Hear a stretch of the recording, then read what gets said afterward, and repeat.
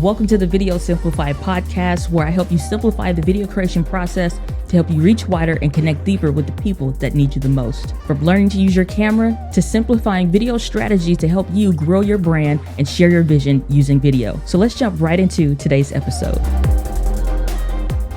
What is up, entrepreneurs? Welcome back to the Video Simplified podcast with me, your hostess, the mostess, Diana Gladding. It's been quite a year for cameras, not this year, but it feels like 2021, 2022 kind of were conjumbled a little bit into one year, especially because releases that would have come in 2020 were a bit more staggered.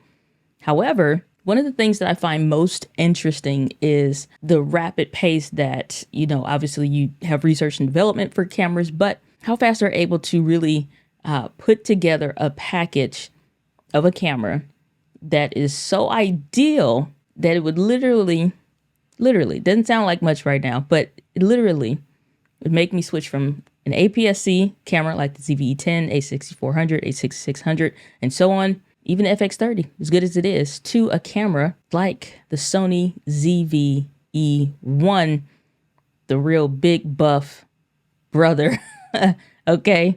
Now, whether he got buff in the gym or he got buff in jail, we don't know yet. But the big buff brother of the ZV-E10, and I'm finally switching to full frame. It's happened. And so that's the camera that I'm going to be switching to, as crazy as it sounds. Now, if you watched any of the footage that has come out recently on the camera, this camera has a tremendous amount of features that are great. And for some creators, you have to understand when you're watching content online, a lot of it is from photographers and videographers, and then filmmakers. The difference between videographer and a filmmaker: videographer is someone, they're doing projects or something like that. They're doing remote producing, things like that. So they may, hold the camera, what have you, and get shots, as a speaker and as an author, at different times. We're doing presentations and someone's capturing that footage for you. And so the difference between someone that's more or less in that filmmaker vein, there are filmmakers that do videography work and vice versa. Some of it's a little bit intertwined. The difference is a filmmaker is someone that's creating content with an intent to create a unique piece that's maybe something that they came up with. They want to share someone's story or whatever. And again, the lines blur a little bit back and forth from one vein to another. Now, I personally don't identify with any of these categories. Now, as a filmmaker, while I may put something together that may tell someone's story, or I'm very interested in telling a story on a topic, not interested in being a filmmaker because that's not going to be my end goal profession. It's not a goal or something I truly, thoroughly enjoy, if that makes sense. Photography, videography work. At one point, I did videography work. It's just not something that is the vein of work that I want to be in ultimately, obviously. And so I stopped at the end of 2019. I went ahead and sunset that. So a real short time frame. And then photography work has never been my bread and butter. Can I take a nice snapshot where sometimes you have happy accidents? Sure, but that's not the thing. I am a coach. I am a consultant. I'm an author, and I'm a speaker. And in the process of doing those roles and finding and uncovering my passion with video, I learned that, number one, I do a very great job when it comes to simplifying complex ideas and making them easy to understand, and not for the photographers, videographers, or filmmaker. While they are welcome to benefit from that as well, it is specifically curated for entrepreneurs. We usually have a business. We don't care about the photography or filmmaking world. Some of us cross over into being a little bit of a hybrid, and you start to love it, or it becomes a very expensive hobby. But most entrepreneurs, they don't care about it. They just need something that does the job. It's like picking tires at a specific tire shop for your car. You love the car, you love the vehicle. It helps you to get to where you need to go. It's maybe part of a status symbol or something for you, for some people. But the tires is not something necessarily like the rubber. It's not anything that you care about past the point of it doing its job. And for a lot of people, a camera fits into that vein for entrepreneurs as being a tire. It's just something that we need to work, that we use, that helps us transport this information of what we have, what we do, to help us share our vision using video. And that's my goal and my aim with the work that I do. Now, do I love cameras? Do I love video and what it makes possible? Absolutely. But what makes this camera different and why I'm switching from where I personally love to create and the cameras that tend to fit my personal style seems to and does fit my audience, my ideal target audience, fits the vein of content that they really enjoy. All the cameras like the Canon M50, Canon M6, M6 Mark II, you have the Sony ZV-E10, the Sony A60, all whatever thousands camera, were all APS-C sensor size cameras. And the way I always explain that between micro four thirds, APS-C, and full frame, which are the common three sensor sizes, and again, I'm getting a little technical. Stay with me. We'll be all right. Micro four thirds, APS-C, and full frame camera sensor sizes. I remember watching this stuff, and it was frustrating initially. Being a newbie, somebody was trying to just figure out my first camera and which one to pick. People talked about sensor sizes like they wouldn't produce a good video depending on which one you picked, and full frame would be the ideal one, but the other ones are kind of like backwards door processes or cameras that just weren't good enough. And eventually you should upgrade to full frame if you're serious. And that honestly is super disrespectful. You know what I'm saying? It's like, oh man, it's so many examples I can use for that, but it's just super disrespectful, honestly. And you have to be careful when you're watching content as well on YouTube. It's a lot of vitriol out there. And that vitriol in the camera space spills over from the sensor sizes to the camera brands, types of lenses, focal length. It just is like the worst kids that never got a whooping before a day in their life, no discipline whatsoever, grew up into adults, got into this space and creating stuff. And some of them are super skilled, and it's not the whole, but it's a very loud minority because creators respect other creators. And I just don't see that sometimes in the video space. So unfortunately, I hope that changes over time. I found a home with APS-C cameras. Eventually, trying all these different brands from Panasonic. Nikon was not really anything I ever wanted to touch. They never produced anything that was never enticing, nor did it solve my problems, which I believe all cameras should solve problems, not create them for you. And Canon and Sony did the best. Fuji was always cool. But again, they didn't have their autofocus nailed in, still don't to this day. It's great cameras, great features, amazing. Bees Knees Hall of Fame specifications on paper. And even when it's produced, but what you don't see is what happens behind the camera. And how many times did you have to retake the clip before you share what you showed online? For example, it's no different if I gave multiple different takes of me doing something to do a video, and I'm only sharing the best one. Maybe it took me 7 times to nail an introduction, but I'm only going to share the best one. So it's kind of the same things become with video, and that's what I learned in that process of buying cameras and the whatnot and using them for myself. It's like, this doesn't pan out from all the videos that I saw. It's not panning out in real life. That's not at least my experience. And then you talk to other people, and it turns out it's like not quite what it should be as far as transparency sometimes online. So as I became a coach in this space, working with entrepreneurs, helping them simplify video creation, APS-C, again, it's like the micro four thirds, APS-C, and full frame cameras or sensor size cameras. And the best way to remember that is micro four thirds is like having the small, if you go through a drive-through, APS-C is your mediums, and then full frame is your supersized mediums, like your largest even. Well, I won't say supersized because there's my medium format. Whole other conversation, but full frame is like a large. Sometimes you have a taste for a large. Sometimes everything may be needing to be a large for you, but sometimes you have Checkers and Rallies. That's what it is. If you're in the United States,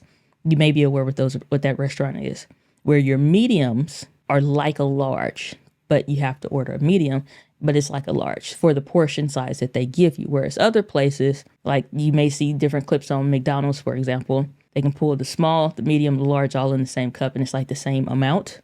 So it's like, choose your own adventure at that point. But my whole thing, I say all that to say this. When it really boils down to it, it doesn't matter what sensor size that you use, but there are these creative camera camps, if you will, where depending on what you create or what have you, there's limitations. All of them have amazing, any of the micro four thirds, APS-C or full frame have amazing, but it became a shift where a lot of brands moved into the full frame space because that is what when circa 2017, 18 on forward, you started to see the migration from you're not just a photographer, you're not just a videographer and a filmmaker. A lot of, weddings, they wanted both. They don't want to hire maybe sometimes two separate people, but weddings, that does make sense. But for some gigs, they don't want to hire both. They want to hire one person that can do both. And when the cameras made it possible for those freelance entrepreneurs in those spaces to be able to do both, they started making different demands to the camera brands. When I looked at what makes sense for the creative process for an entrepreneur, APS-C fits the bill. It kind of doesn't matter what you want to use at this point, but APS-C most commonly fits the bill, but I'm camera agnostic when it comes to my recommendations. When somebody's asking something or they're, asking like, hey, I need this, this, and this. Now, what would you recommend?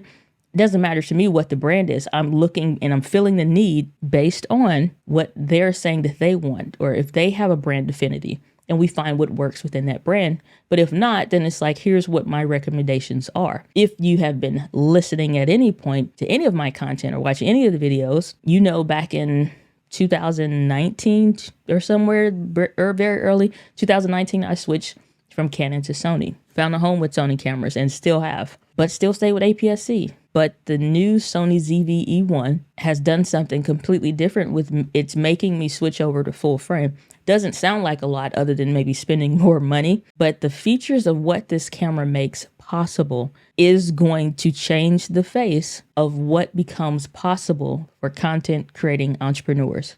Granted, it will change for other brands because similar to the product showcase mode where you could hold something up to the camera on Sony cameras, and just the fact of you doing that action, it would refocus on your face. Now, I don't have that setting on my Sony a6400, and I don't have it turned on if I was using the ZV-E10.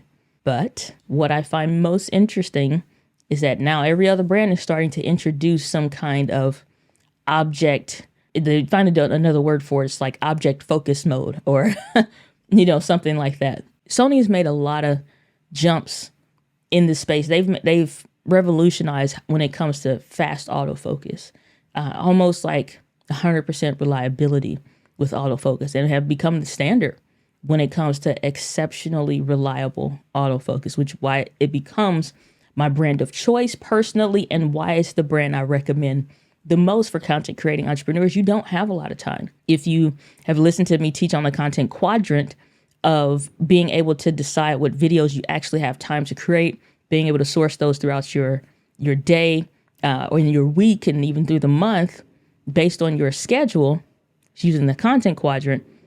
Well, how many times do you want to retake because your camera's out of focus? Not at all, ever. Honestly, I don't want to. So I'm saying that because the new features like this AI auto reframing, for example, now we have cameras that, for the most part, they all do a relatively decent job.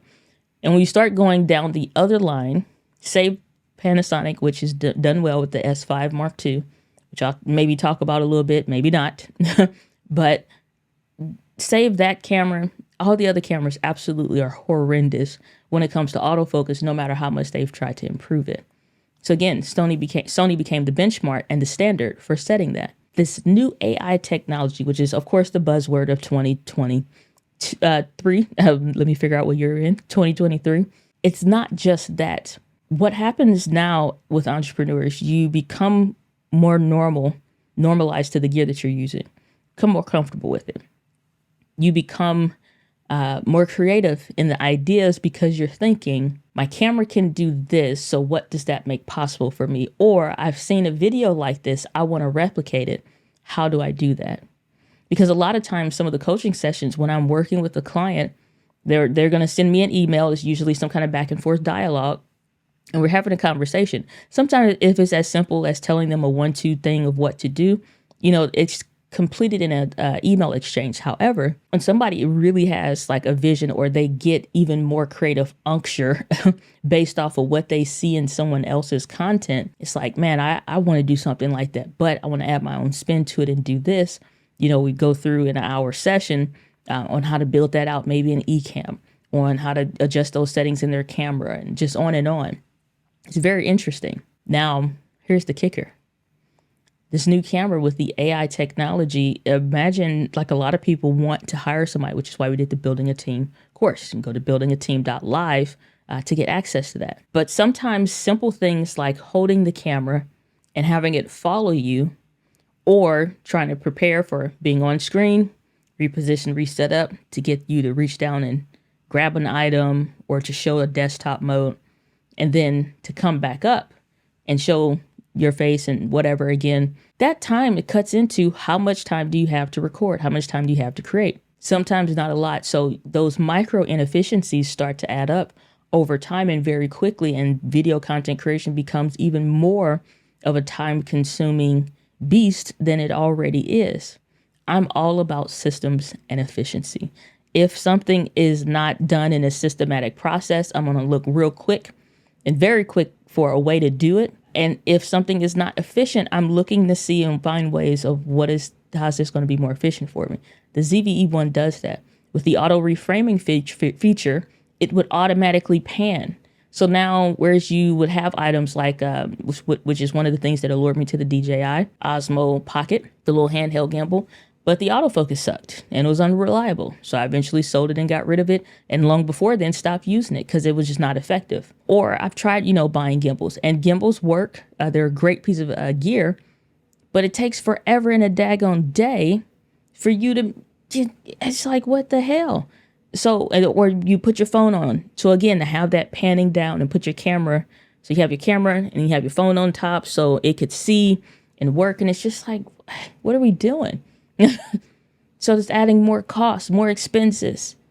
And then you're like, well, geez Louise. It's like, so then you got that. Or you get a GoPro, strap it to your chest. Or, it's strapped to your head or whatever. You got the mouth clip so you can do these things.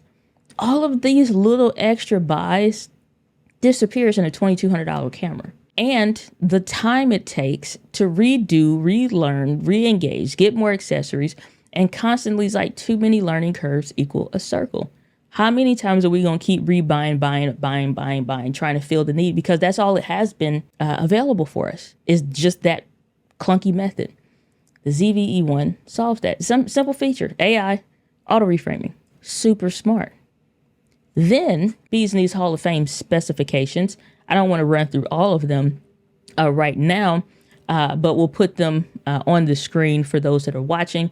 But you have 4K, 60 frames per second, 4K, 120 frames per second, 422, 10-bit. You have all kinds of, like I said, new, unheard of features in the camera that we've never seen in other cameras. Never. You also have the same sensor as higher end cameras like the Sony FX3 and the Sony A7S Mark III, which is the highest video centric camera that they have. From, like, when they say you want the best Sony camera for video, that's it. A7S Mark III. Incredible trailblazer of a camera that a lot of people instantly is just like, oh man, I can do this now. I can make this now, whatever. Only problem was the price. Close to $4,000. Between that and the FX3, same kind of thing. It's just a cinema body style. Same sensor, same specifications, just different body design style, similar to the FX30. Kind of has like a built-in cage, if you will. And these are Netflix-approved cameras. FX3 is a Netflix-approved camera, which means they test how good it is to make sure it can survive all of the pushes and the pull in the image to do all of what it needs to online, all devices, and has a really, really long benchmark. If you ever go on YouTube, I would encourage you to watch what those tests look like. It's extensive. It's like the Olympics of cameras when they're testing it to say this is Netflix approved. But again, these are cameras that cost close to $4,000. I would hope that they are able to be Netflix quality, not just like looks really good on YouTube and just looks really good in general, but it's Netflix approved. Literally became, I think, the gold standard when it came to streaming products, and now Netflix kind of then lost their mind with some of the updates, but I digress. But here's what I find most interesting. They put that exact same sensor, no stops, they didn't pull any stops with it, so they didn't cripple it, they didn't make it worse. They put the exact same sensor, same specifications, small tweaks for some things for efficiencies to make it better, and put it in a $2,200 camera. You literally are saving half the price almost, especially when you talk about sales tax and all that, depending on where you buy from. In a $2,200 camera with AI technology, that those cameras that are closer to that $3,500, $4,000 range do not have for $2,200.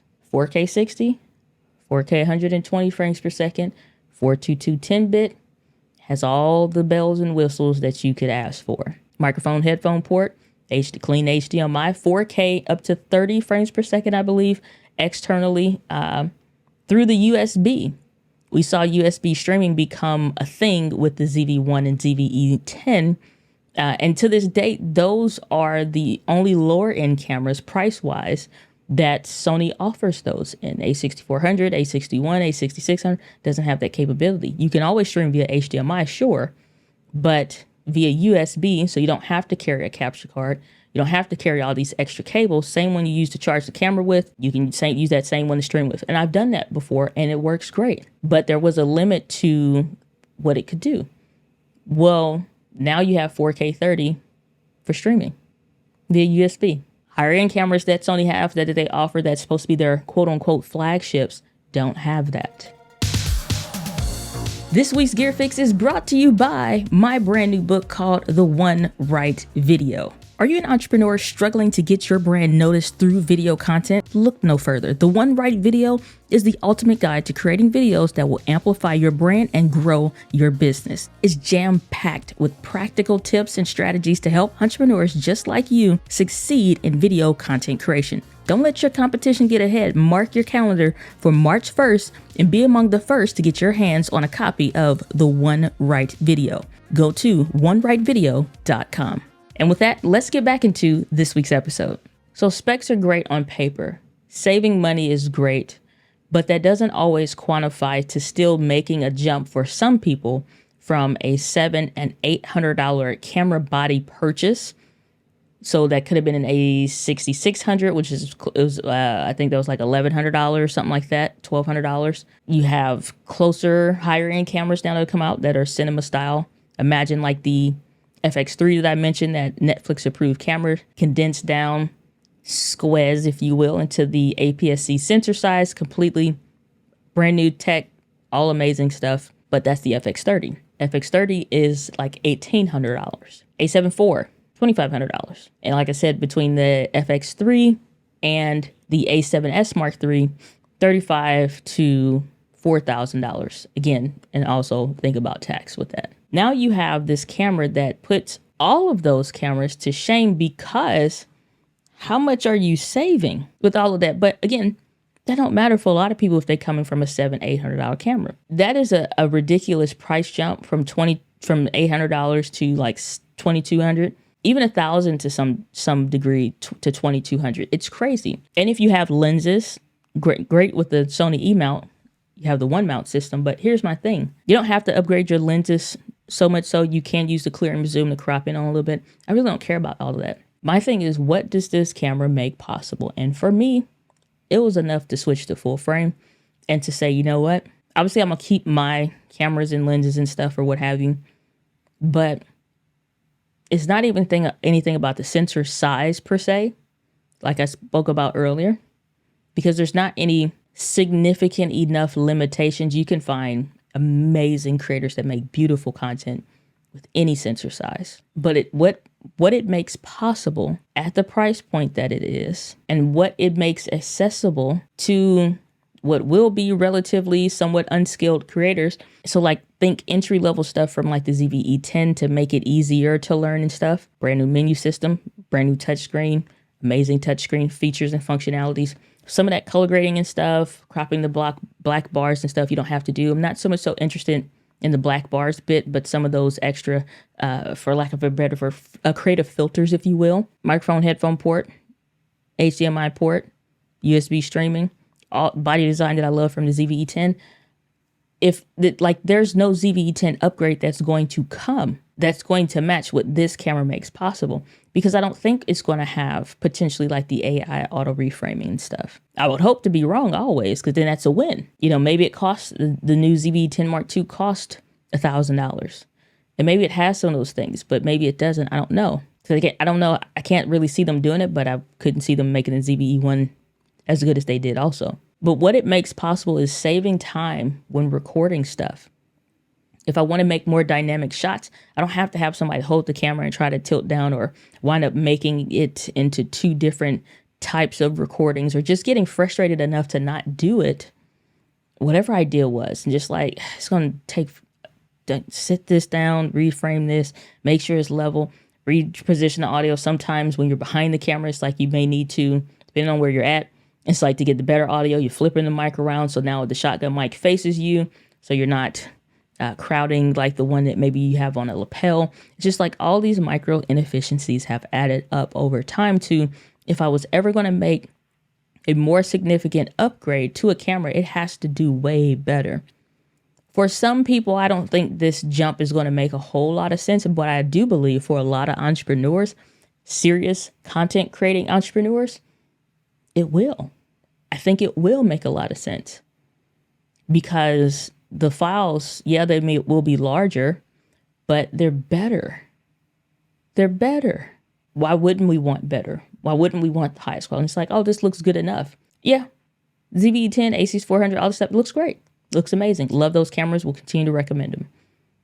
But when we think about like those clips of when I'm at Social Media Marketing World and had my friend, you know, he had his cameras, getting some clips on the ZV-10 Sigma 16. You'd have to turn on active stabilization, which is wonky on the ZVE-10. So you have dynamic stabilization on the camera, the ZVE-1 now.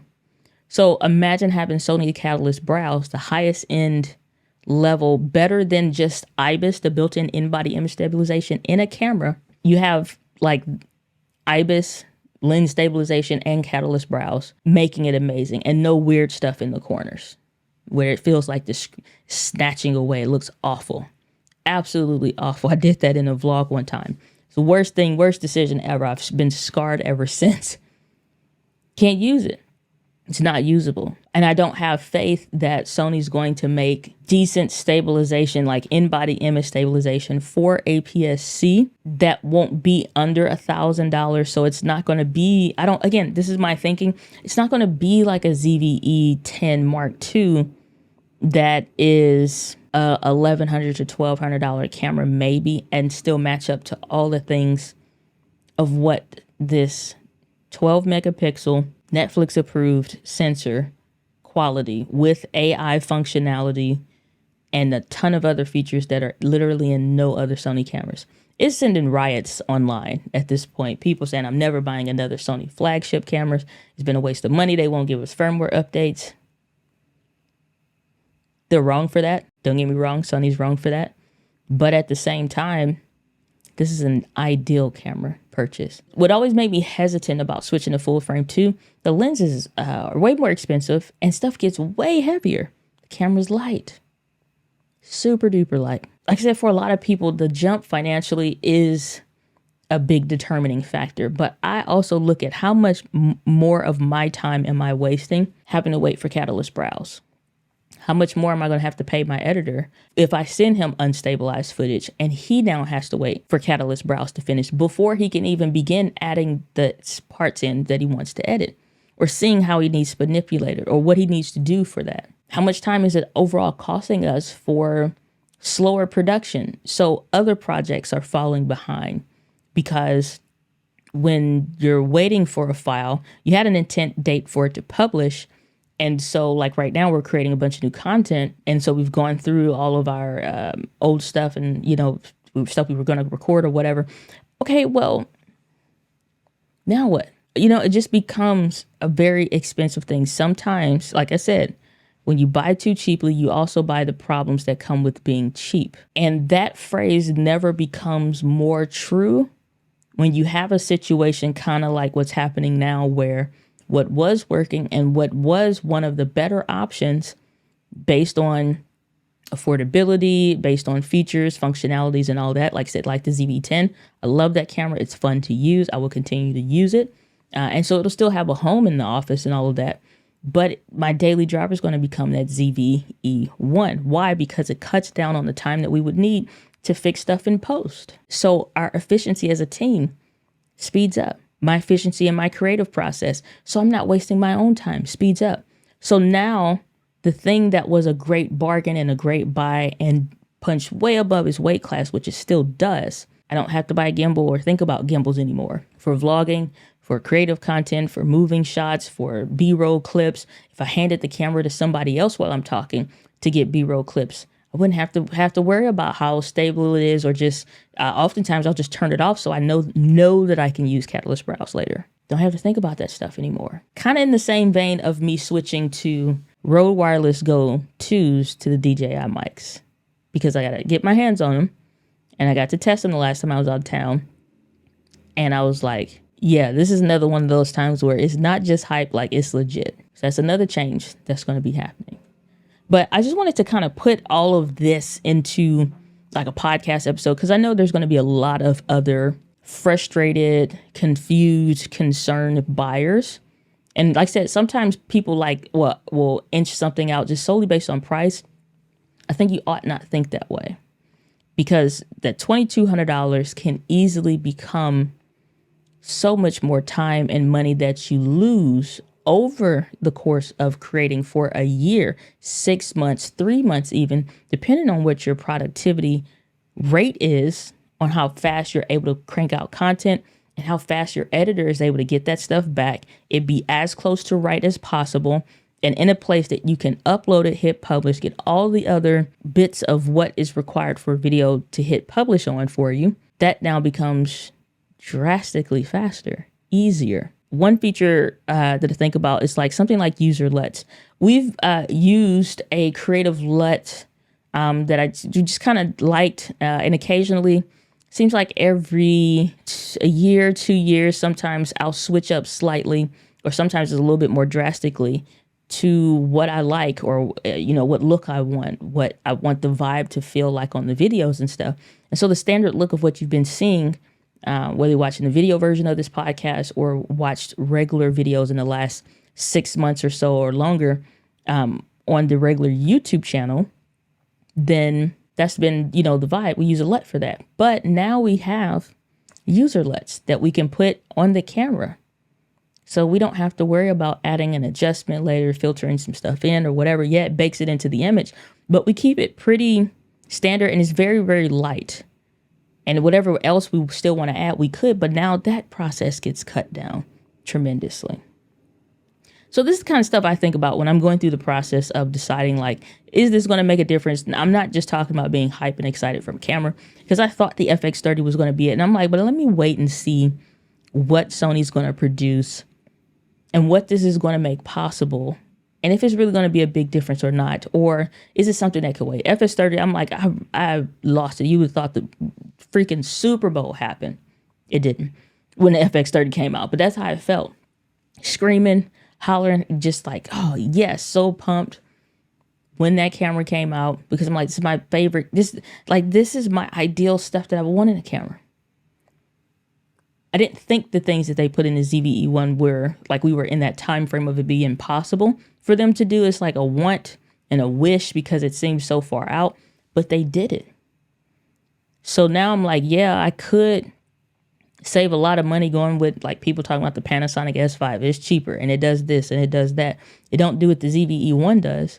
And for a lot of people concerned about the overheating tests that are being done, I don't really concern myself with that, not because it's like a blind faithfulness or something, which is ridiculous for anything, but the fact that, well, I won't say for anything, but it is for most things.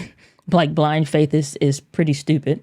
But the thing is this: I've been with Sony long enough. I've been in the camera space long enough. I've been a creator long enough to know the relative patterns of how this is going to work. Yes, it's going to overheat initially. Yes, there'll be people that complain about it. So you'll see an increase in it. Then you'll see the firmware update come out, and then people will retest it again. And then some people still say they're having issues, which depending on their region, what kind of work they do or whatever. But it's like, I promise you this, I ain't been in no rain. That's no rain, cold weather, snow. I ain't doing none of that. So weather selling on camera never bothered me about something. That's why I never, it's like, it's good if it has it. I don't really care if it doesn't or don't, because I'm not going to be in the rain. That's one of those things.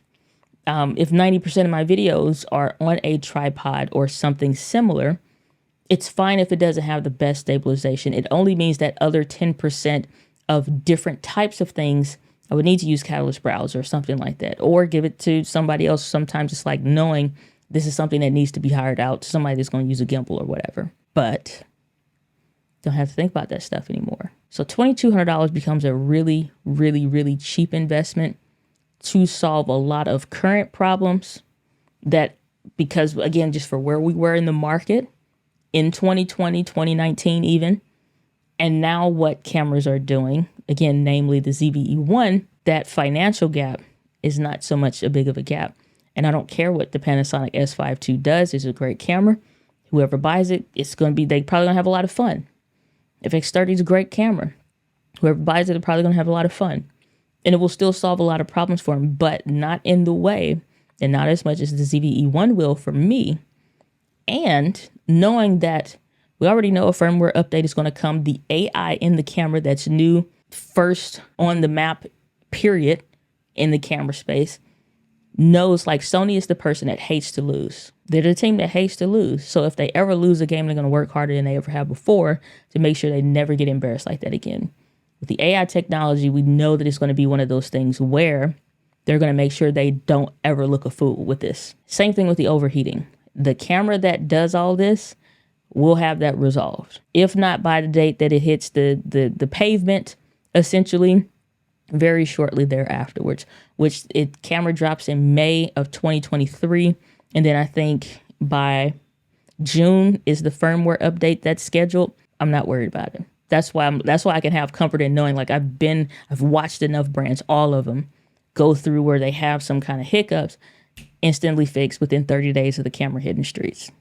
It'll be fine. I don't know what temperature some people are in, or like you got Potato Jet puts it in the freaking microwave oven or who knows what with the easy bake oven. It's just like, I'm not doing all that. I promise you, if I'm at risk of overheating, the camera is not in a situation where it's at risk of overheating. A videographer, filmmaker, or somebody doing wedding films or something like that, and the camera sitting in direct heat because of the venue that it's at, that makes sense. I understand that. I'm not that person. Most entrepreneurs, we're not that person. You probably going to be in air conditioning. You don't want the pools of sweat under your arms, and I don't either. So I'm so excited about this camera. I'm so freaking excited about this camera. Of course, there will be videos on it, and we will continue to make video content around the ZV-E1 as well as ZV-E10, as ZV-1, and all the other cameras that make sense to helping entrepreneurs simplify the video creation process. But that is where I'm going to leave it for this week's episode. And as I love to end all of my episodes, the winds of life blows on us all, but it is how you set your sails. With that, guys, with passion, I'll see you on the next episode of the Video Simplified podcast. Take care. Thanks for tuning into this week's episode, but the value doesn't stop there. For more in-depth trainings, courses, and growing your brand using video, join the Video Simplified community at videosimplified.live.